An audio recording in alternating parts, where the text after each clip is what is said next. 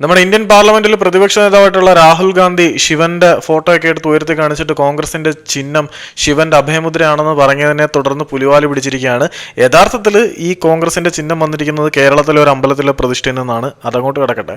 പക്ഷേ ഈ അഭയമുദ്രയുമായിട്ട് നിരവധി മതങ്ങൾക്ക് കണക്ഷൻ ഉണ്ട്. എങ്ങനെയാണെന്ന് നോക്കിക്കഴിഞ്ഞാൽ ശിവന്റെ അഭയമുദ്രയായിട്ട് കണക്ഷൻ ഉണ്ട്. പിന്നെ നമ്മുടെ ബുദ്ധമതത്തിൽ അഭയമുദ്ര കണക്റ്റഡ് ആണ്.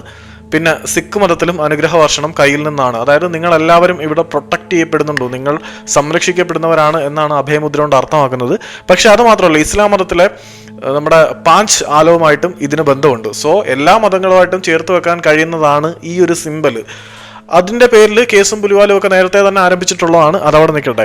ഈ ഒരു കോൺഗ്രസ് പാർട്ടിയുടെ ചിഹ്നങ്ങളുടെ ട്രാൻസിഷൻ തന്നെ നമുക്ക് വളരെ വലിയ പരമ്പരയായിട്ട് ചെയ്യാം. എന്താണെന്ന് വെച്ചാൽ, സ്വാതന്ത്ര്യാനന്തരം കോൺഗ്രസ് ഒരു പൊളിറ്റിക്കൽ പാർട്ടിയായപ്പം ഇന്റർനാഷണൽ കോൺഗ്രസ് ഇന്ത്യക്ക് സ്വാതന്ത്ര്യം നേടുക എന്ന ലക്ഷ്യത്തോടു കൂടി അലൻ ഒക്ടേവിയൻ ഹ്യൂം സ്ഥാപിച്ച സംഘടനയാണ് എന്നുള്ള കാര്യമൊക്കെ നിങ്ങൾക്ക് എല്ലാവർക്കും അറിയാം എന്ന് എനിക്കും അറിയാം.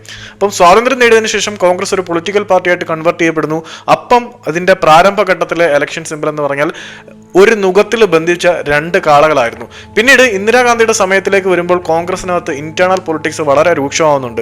കോൺഗ്രസിനകത്തുള്ള ആഭ്യന്തര പ്രശ്നങ്ങളെ തുടർന്ന് കോൺഗ്രസിലെ ഒരു വിഭാഗം മാറി കോൺഗ്രസ് റിക്രിയേഷൻ, കോൺഗ്രസിനെ ഒന്ന് പുനരേകീകരിക്കുക അല്ലെങ്കിൽ നവോത്ഥാനം ചെയ്യപ്പെടുക. ആ റിക്രിയേഷന്റെ മലയാളം എന്തുവാടെ നിങ്ങളങ്ങ് പറഞ്ഞു. ആ റിക്രിയേറ്റ് ചെയ്യാൻ വേണ്ടിയിട്ട് പുതിയൊരു കോൺഗ്രസ് വന്നു. അങ്ങനെ കോൺഗ്രസ് 6 പറഞ്ഞ് രൂപീകരിച്ചപ്പം അവര് പുതിയൊരു ചിഹ്നം കൊണ്ടുവന്നു. ആ ചിഹ്നം എന്താണെന്ന് വെച്ചാൽ ഒരു പശുവും പശുക്കിടാവുമായിരുന്നു.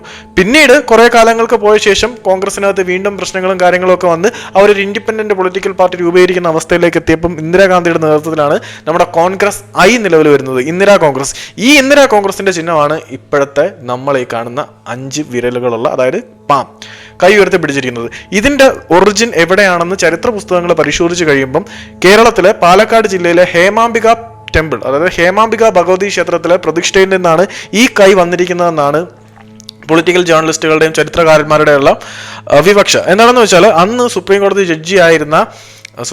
ഹൈക്കോടതി ജഡ്ജിയായിരുന്ന സൗന്ദര്യരാജനും അദ്ദേഹത്തിന്റെ വൈഫും ഇവിടുത്തെ ഭക്തരായിരുന്നത് കൊണ്ട് ഒരു തവണ ഈ ഒരു ക്ഷേത്രത്തിനെ കുറിച്ച് പറഞ്ഞു. ഈ ഒരു ക്ഷേത്രത്തിനെ കുറിച്ച് അറിഞ്ഞ ശേഷം ഇന്ദിരാഗാന്ധി നമ്മുടെ ഇവിടുത്തെ മുഖ്യമന്ത്രി ആയിരുന്ന കരുണാകരനുമായിട്ട് വന്ന് ഈ ടെമ്പിൾ സന്ദർശിക്കുകയും ഈ ടെമ്പിളിന്റെ ആ ഒരു സംഭവം ഇഷ്ടപ്പെട്ടിട്ട് അല്ലെങ്കിൽ അവിടെ നിന്ന് അനുഗ്രഹമൊക്കെ കിട്ടിയെന്ന് വിശ്വസിച്ചിട്ടാണ് ഇന്ദിരാഗാന്ധി ഈ ഒരു സംഭവത്തിനെ തങ്ങളുടെ ചിഹ്നമായിട്ട് സ്വീകരിച്ചത് എന്നാണ് പറയപ്പെടുന്നത്. ആക്ച്വലി ഇന്ദിരാഗാന്ധി എന്ന് പറഞ്ഞാൽ ഒരു പവർഫുൾ ലേഡിയാണ്. അവരുടെ ജീവിതത്തിലും തെറ്റായ സൈഡുകളും കാര്യങ്ങളൊക്കെ ഉണ്ട്. എന്നാലും ഇന്ത്യൻ ഹിസ്റ്ററി കണ്ട ഏറ്റവും പവർഫുൾ ലേഡിമാരിൽ ഒരാളായിട്ടുള്ള ഇന്ദിരാഗാന്ധിയുടെ ഈ ഭക്തിയുടെ പ്രതീകമാണ് യഥാർത്ഥത്തിൽ ഈ കോൺഗ്രസിന്റെ ചിഹ്നം.